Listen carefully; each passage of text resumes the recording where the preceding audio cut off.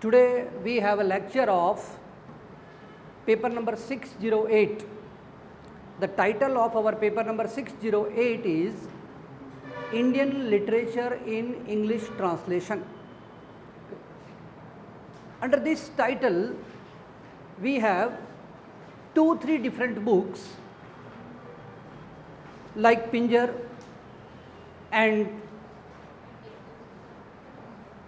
Ek Chadar Maili Si. Both, and one more is Silence the Cord is in Session. All these 3 books we have in English translation. But today we are going to discuss about Amrita Pritam's Pinjar. Pinjar is a very well-known book written by Amrita Pritam. If we want to go into the details of the book Pinjar, then first we have to go to the writer, Amrita Pritam. Amrita Pritam is such a big name in the field of English literature or in the field of Punjabi literature that everybody knows her. Everybody knows her. Amrita Pritam says, first we go into the biographical details about the details of her life and career. Okay. That is, she was born on 31st August 1919, sorry. Okay. And her lifespan is from 1992 31st October 2005. It means she was died on 31st October 2005. She was a versatile personality. She was a poet, she was a novelist, she was an essayist. Besides that, she was a very well-known autobiography writer. Her 2 autobiographies are very popular in the field of literature. One is The Revenue Ticket, that is the Rashidi Ticket. It's well known. She is popular for her autobiography. She is a well-known poet. She is a well-known novelist. She wrote many prose volumes and prose works. She wrote many essays on different issues, on different current issues or current situations. She is famous for, or we can say, some of her most popular works are Pinjar, Aaj Akha Waris Sanu. It's the most popular. It's the most popular, Aaj Akha Waris Sanu. That's a poem. Then Sunhare, Amrit Lehre, The Immortal Waves. These are the immortal works created by Amrita Pritam. See, the next thing, as a writer, as a novelist, as a poet, her recognition is not limited to Punjab or India or to the neighboring countries like Pakistan, Nepal, Bangladesh, but she has been recognized throughout the world. Her works gave her popularity not only in the Eastern countries but also in the Western countries. She has been, and for that, she has been awarded various prestigious awards and recognitions. First, in 1956, she became the first woman of India. She became the first woman of India who won the Sahitya Akademi Award for her long poem Sunhede. That means messages. It is translated in English as the messages. In 1981, she won the Bharatiya Jnanpith Award for her novel Kagaz Te Canvas. The most popular, one of her most popular works. In 1969, she was conferred with the Padma Shri, and in 2004, she was conferred with Padma Vibhushan, the most prestigious award of India. So, by these awards and recognition, you can know about the popularity of Amrita PRITAM. Such a great writer we have in India, and we are going to study her novel Pinjar. Now let us try to know something more about the life and career of Amrita PRITAM. Because see, if you want to understand her work, then the precondition of it is that first we have to go into the details of the life of the writer, because inevitably we find the reflection of the writer there in her works, his or her works. So let us go into some details of her life, her early life, her parentage and her career. Her childhood and career. She was born in Gujranwala, which is now in Pakistan. It's part of undivided India when there was Hindustan, Akhand Bharat. Now it is in Pakistan, but she was born there in Gujranwala, undivided India, but she was born not as Amrita PRITAM, as Amrita Kaur. Amrita Kaur. Kaur was because after marriage she was known as Amrita PRITAM. She married to PRITAM Singh and then she was known as Amrita PRITAM. But she was born as Amrita Kaur. Her father, Kartar Singh Hitkari, she was an only daughter of Kartar Singh Hitkari and Raz Bibi, a Sikh couple. Kartar Singh Hitkari, he was a school teacher. He was a learned scholar of Braj Bhasha. He was very expert in Braj Bhasha. So from the very beginning, Amrita PRITAM had literary environment from the very beginning.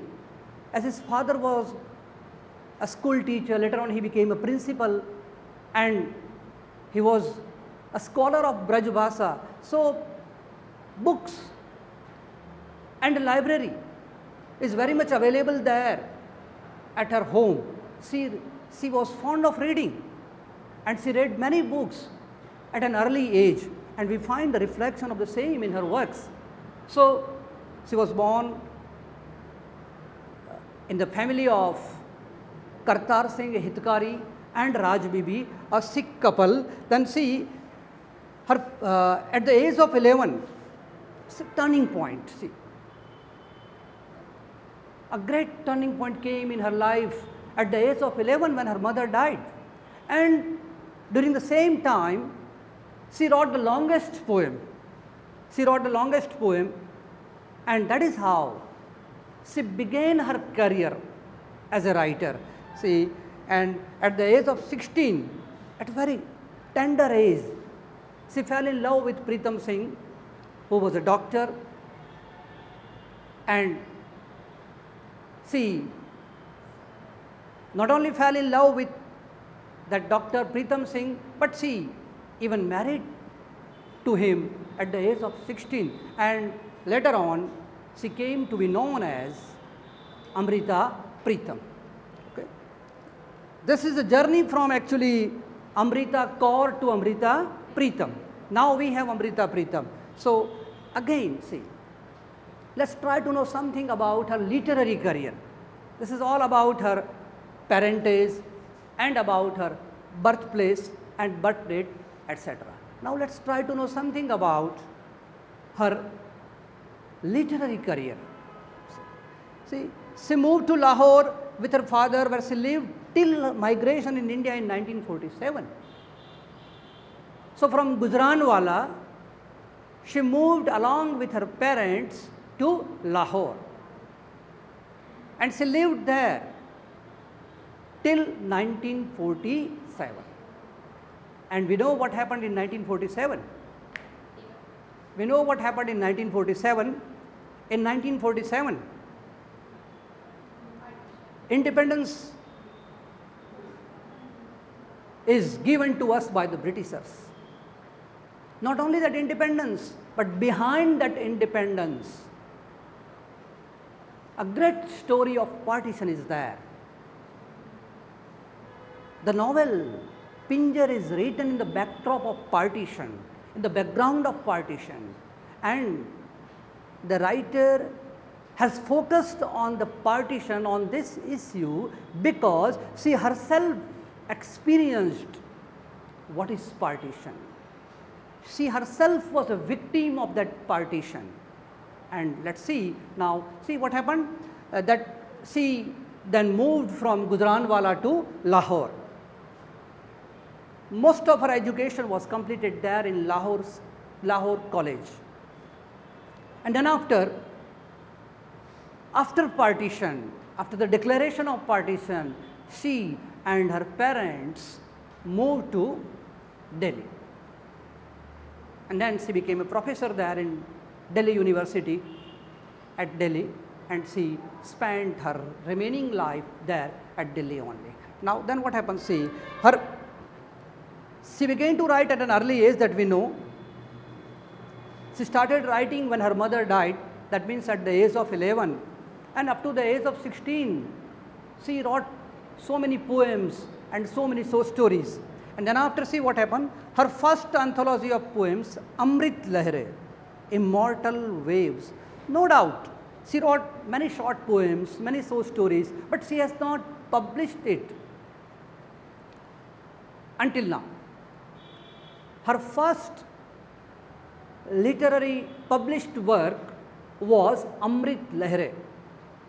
In English, the English title given to it is Immortal Waves, Amrit Lahre. That was her first published work. It was published in 1936 at a very early age. She was then became a member of Progressive Writers Movement. What is Progressive Writers Movement? Even Mulkraj Anand was a member of this union, this movement. Raja Rao was a member. R.K. Narayan was a member of this Progressive Writers Movement. It was actually a kind of union through which these writers have decided to change their discourse. They have changed their way.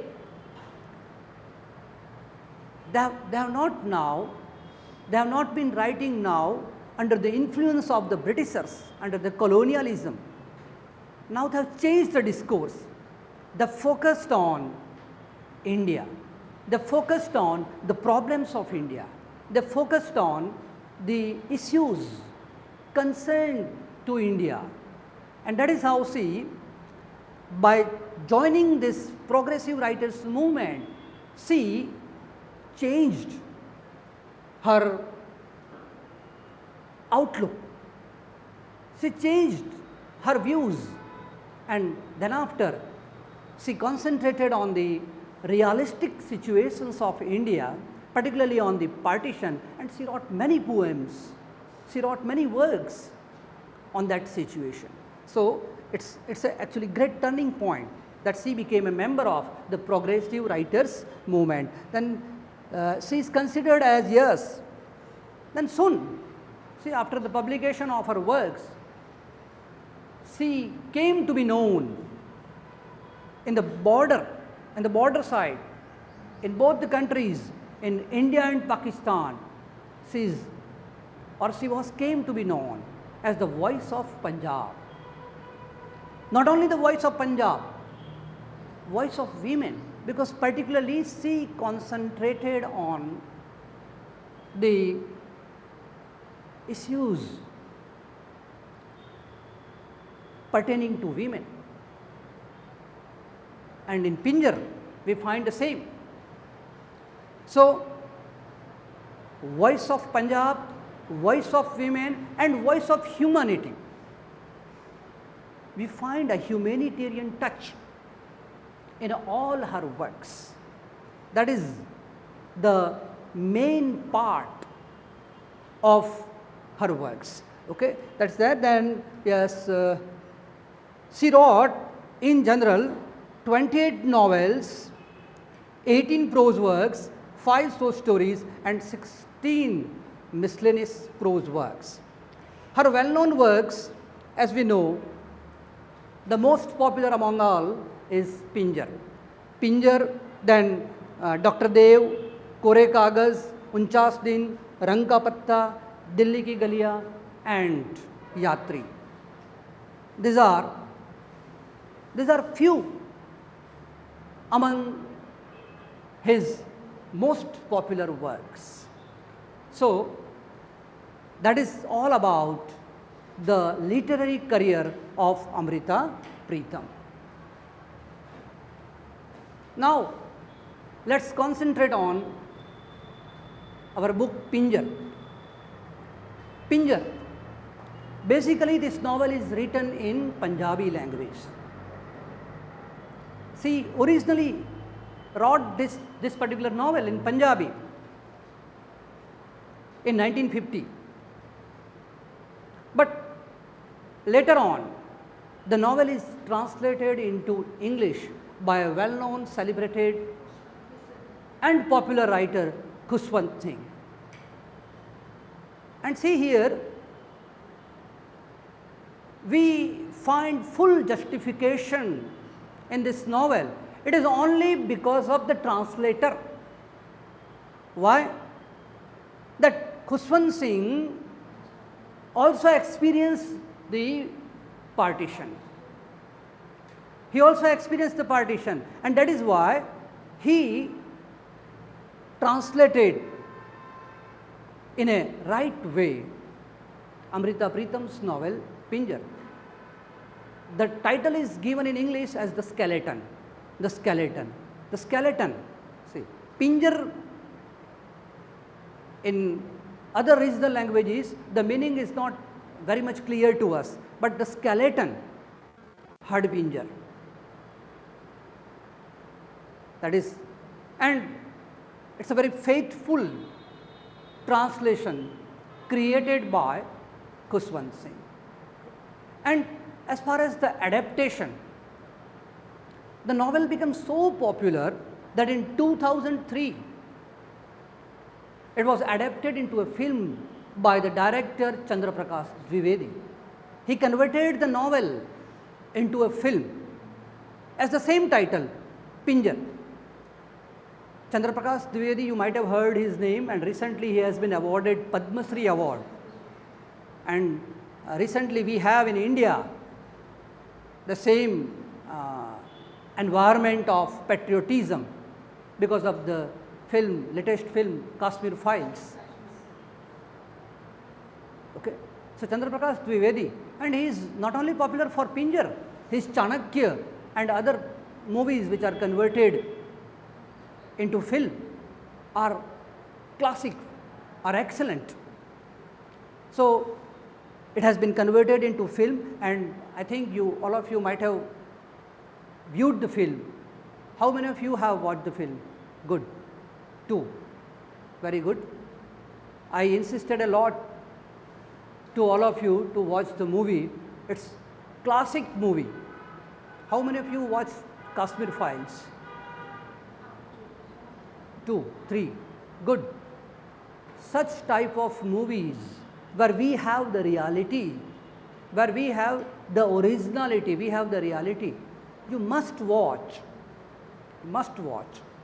So, Pinjar, see, it's a movie, it's a film directed by Chandra Prakash Dwivedi, in which we have the popular stars like Urmila Matondkar, Manoj Bajpayee. They are known for their role in artistic films, in art films. Sanjay Suri, it's well known art, they are well known art heroes or art films heroes. Sanjay Suri, they are in lead role, Manoj Bajpayee, Urmila Matondkar, and no doubt Kulbhushan Kharbanda. He is also in the lead role. So, all these are very popular actors and actresses. They have the role in this popular movie Pinjar. Okay. So, this is all about the translation and the adaptation. Now, let us try to know something about the film. This film won the National Filmfare Award as the best feature film. Why? Because of which quality? Because of the quality of national integration. We find national integration. National integration. What is the meaning of national integration? Rashtriya Ekta. Rashtriya Ekta, national integration, national unity.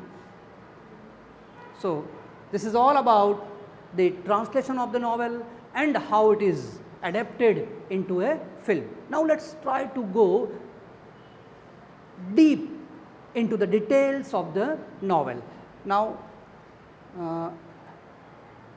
themes, but before we go to the themes, let us go to the characters, not themes. Okay. Pinjar, it is a Punjabi novel translated into English, but see, what is the location of the novel? The novel is, what is the location? The novel is, the location selected by Amrita Pritam is Ratowal and Chatwani. Chatwani, Ratowal, these are the districts of the Punjab, which is now in Pakistan, Ratowal and Chatwani. And the time, what is the time of the novel? The time of the novel is independence and after. Independence 1947 and the partition, or we can say independence and the consequent events followed by the declaration of the partition, that is there. So, this is the time, the location. Okay. Now, see, you can imagine about the time when in the beginning of the novel we have independence movement.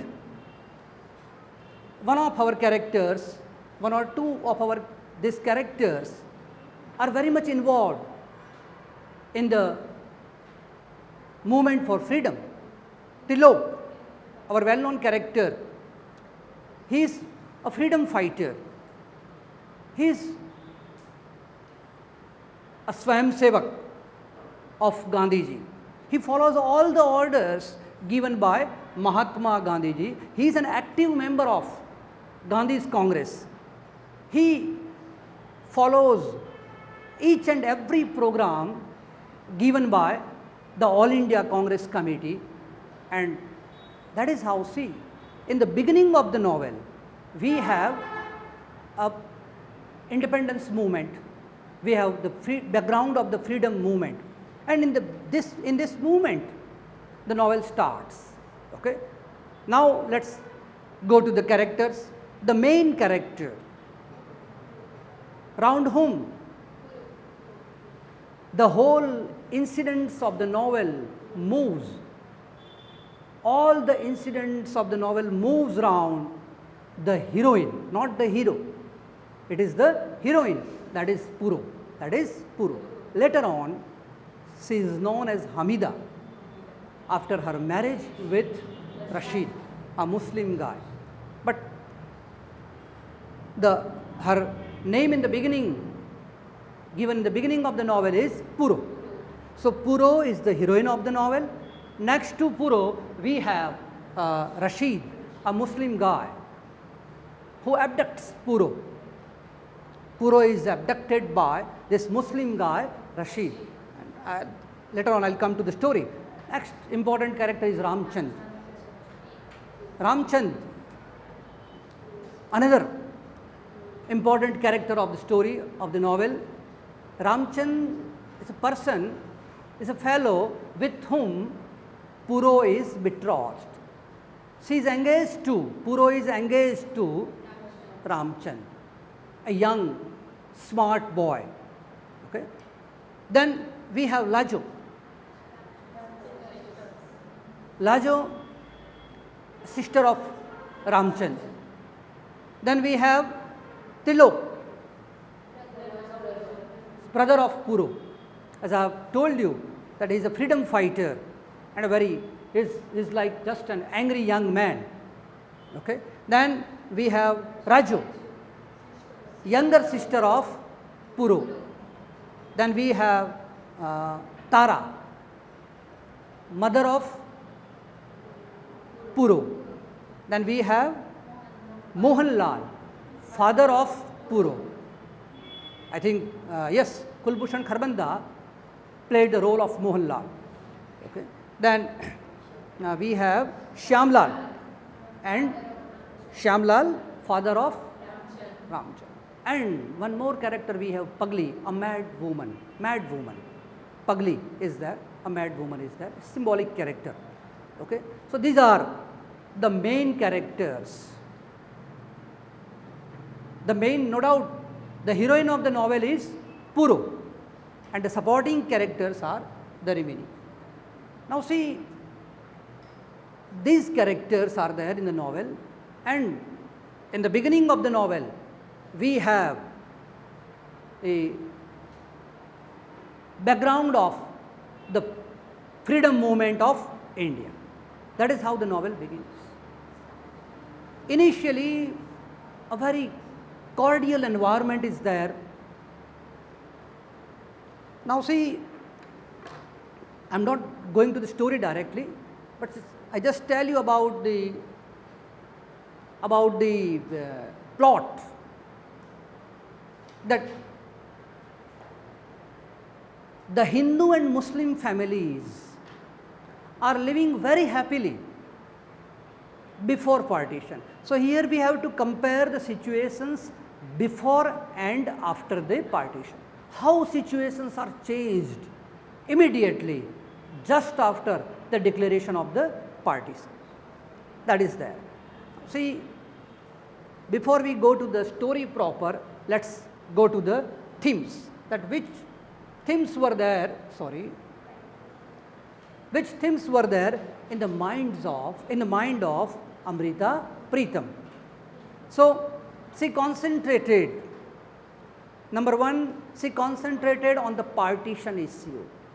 Partition, for us, people like us who are living not at the borders, but in a very remote area.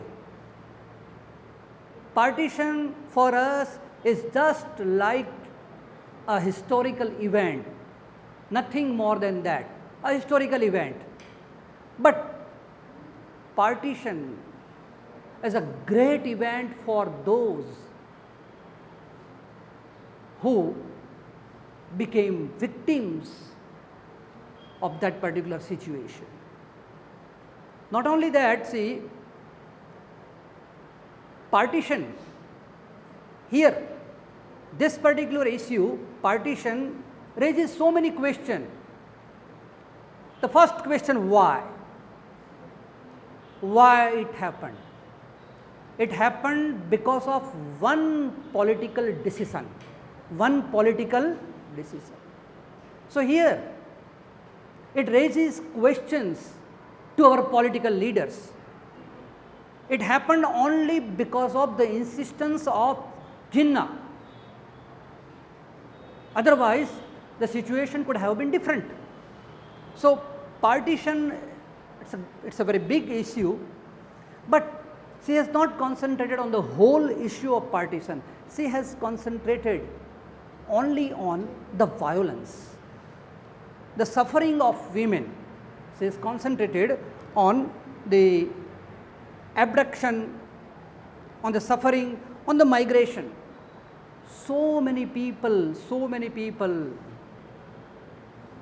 in a fortnight, they migrated from the so-called Pakistan to India.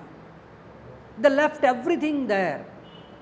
They left their, not only they left their homes, they left their beloveds, they left their all the treasure there, they left their relatives, they left their kids there, everything, and they migrated from, is there Marriage, yes, she concentrated on the issue of marriage.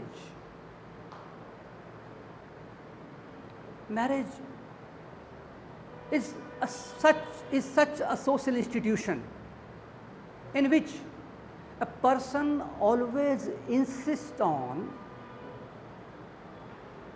to have a life partner of his or her own society.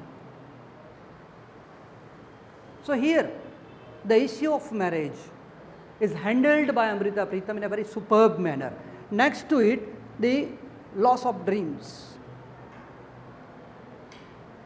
When you leave your village, when you leave your home, everything is shattered. Not only your dreams, everything is shattered. Time is over. Everything is shattered.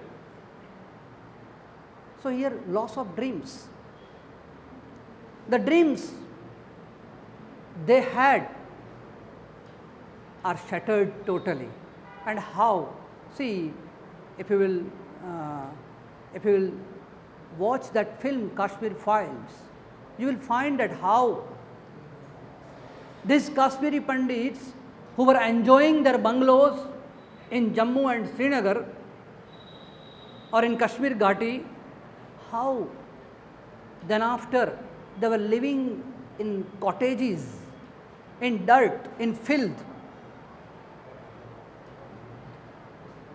They were asking for food. Once upon a time they were living in a huge bungalows, and now they are living in colonies, in cottages. So that is how you can think about the situation of partition. Then next is traumatic life, that is there. Exploitation is there, marginalization is there, and gender issues. This is the most touching issue, gender issues. Gender issues. Comparative, if you compare the suffering, who suffered much? Men or women? Women. Then women. She concentrated only on the suffering of women, not on men. Why? Molestation. What do you say? Chedti. Rape. They were not limited to molestation and rape. They cut the limbs, the organs of the bodies of women after rape. So, sex and violence. She projected that particular issue of partition, not the whole partition, but how women became the victim of violence, how they suffered in the hands of these Muslim guys,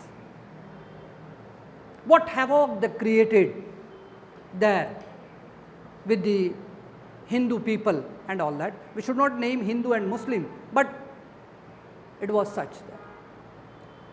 So, on all these issues, Amrita PRITAM concentrated. Now, let us go to the story. As I have told you that when the story begins, on one hand there was a freedom movement going on, and on the other hand the people were living very happily, very cordially they were living.